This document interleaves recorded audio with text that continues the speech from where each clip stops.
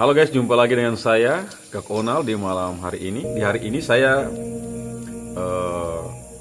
setelah membaca kitab suci pada hari ini yang diambil dari Lukas 10 ayat 1 sampai 9, maka saya sedikit membagikan refleksi singkat yang mungkin bermanfaat untuk kita semua. Anda di rumah bisa membuka Lukas 10 ayat 1 sampai 9. Beberapa ayat yang menarik di sini saya coba untuk membacakan.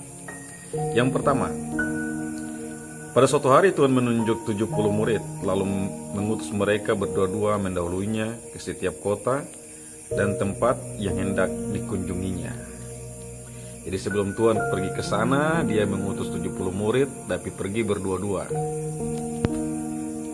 Kalau kita melihat kembali kehidupan kita, apa yang kita alami, kita hidupi setiap hari, kita juga bagian dari 70 murid itu. Kalau dulu 70 murid, sekarang semua orang yang mengikuti Yesus itu bagian dari murid-murid yang diutus. Tentu dengan cara hidup kita masing-masing. Dan itu dimulai dari di dalam rumah. Menjadi bapak, menjadi ibu, menjadi anak-anak, menjadi suami, menjadi istri. Kemudian kita keluar dari rumah kita menjadi bagian dari warga masyarakat, rukun, gereja, jemaat. Kemudian menjadi bagian dari tempat di mana kita bekerja. Hal yang menarik di sini adalah kita melaksanakan tugas sebagai orang yang diutus oleh Yesus. Kita melaksanakan tugas itu tidak jalan sendirian. Dan itu sudah Tuhan berikan. Kenapa saya katakan tidak sendirian? Karena yang pertama yang akan menemani kita adalah Tuhan sendiri. Karena itu setiap kali kita bekerja, kita buat apa saja mulai dari dalam rumah kita sampai keluar di tengah masyarakat atau tempat di mana kita kerja. Jangan pernah takut karena kita sementara bekerja untuk hal baik itu bersama dengan Tuhan. Tuhan selalu menemani kita. Jadi kita tidak bekerja sendirian. Selain bersama dengan Tuhan, kita juga bersama dengan pasangan kita, bersama juga dengan istri, suami, bersama dengan anak-anak di dalam keluarga. Kita berjalan bersama untuk membina keluarga yang baik. Di tempat kerja kita juga demikian. Kita bekerja bersama dengan teman-teman sekerja kita.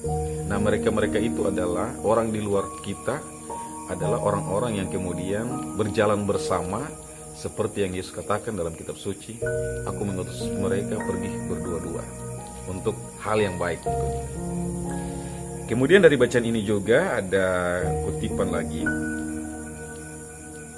Pergilah, camkan, aku mengutus kalian seperti anak domba ke tengah-tengah serigala. Janganlah membawa pundi-pundi atau bekal atau kasut, dan janganlah memberi salam kepada siapapun selama perjalanan. Janganlah membawa pundi-pundi atau bekal atau kasut. Yang pertama itu adalah domba di tengah serigala. Ini adalah sebuah perumpamaan yang mengatakan bahwa saya dan Anda, kita di tengah-tengah pelayanan kita dari dalam rumah sampai keluar rumah, itu punya pergumulan sendiri-sendiri, punya tantangan sendiri-sendiri. Tapi itulah konsekuensi mau menjadi pengikut Yesus, mau hidup dengan baik di dalam keluarga maupun di luar rumah, memang membutuhkan banyak tantangan. Karena kita tidak tinggal dengan sendiri, tetapi kita ada bersama dengan orang lain, dan tentu orang lain juga punya pola pikir, pola hidup yang berbeda, punya gagasan yang berbeda dengan kita. Tetapi tidak usah takut. Sekarang tadi, di mana kita bekerja sendirian atau bersama, kita selalu berjalan bersama dengan Tuhan. Nah, kita harus sadar bahwa pergumulan itu bagian dari tugas perutusan.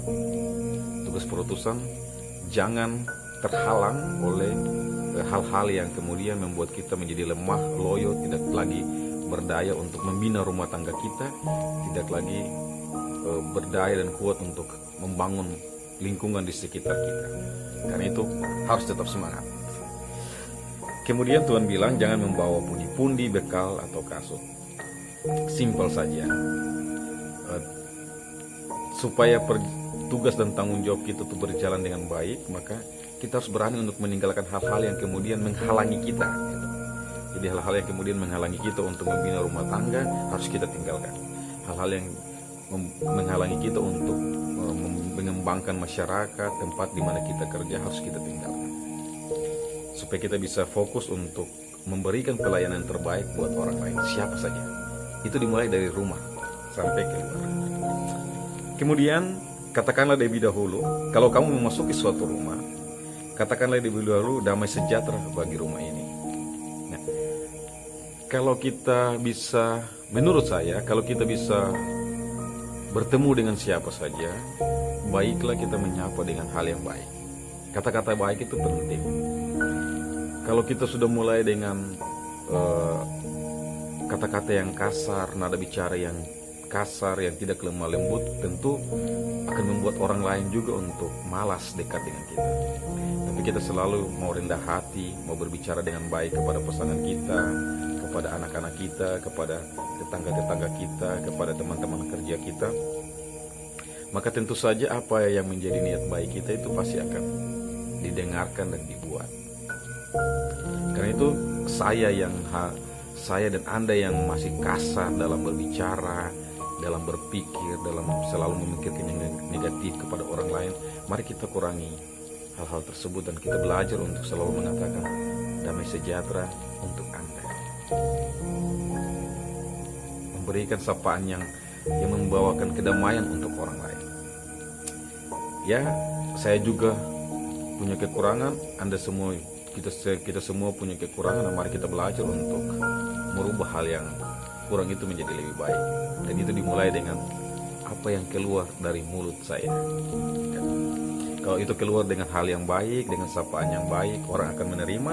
Tapi kalau itu keluar dengan sapaan yang kurang baik, kurang menyenangkan, pasti orang tidak akan menerima. Kurang lebih seperti itu. Dan ini sudah dikatakan oleh Yesus 2000 tahun yang lalu.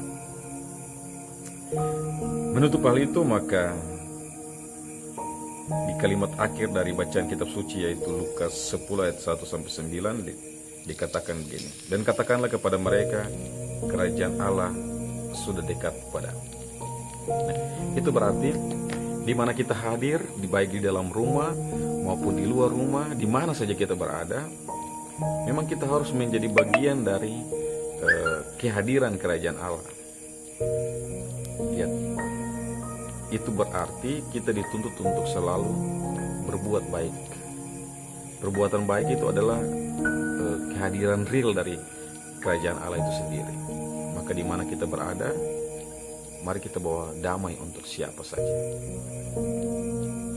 Sekali lagi, semua orang dipanggil, siapapun kita, dengan tugas dan tanggung jawab kita masing-masing. Tapi jangan pernah merasa sendirian ketika kita bekerja, ketika kita melayani, karena Tuhan selalu ada. Dan jikalau kita mengalami kesulitan, ingat, larilah dulu kepada Tuhan. Berbagilah dengan teman di sekitar kita, pasangan kita, untuk hal yang baik. Semua kehadiran saya dan Anda semua, kita semua hadir, orang akan merasakan kehadiran kerajaan surga. Terima kasih untuk renungan singkat pada hari ini, dan semoga ini bermanfaat buat saya dan buat Anda. Dari saya, Kakak Onal, untuk Anda semua. Terima kasih.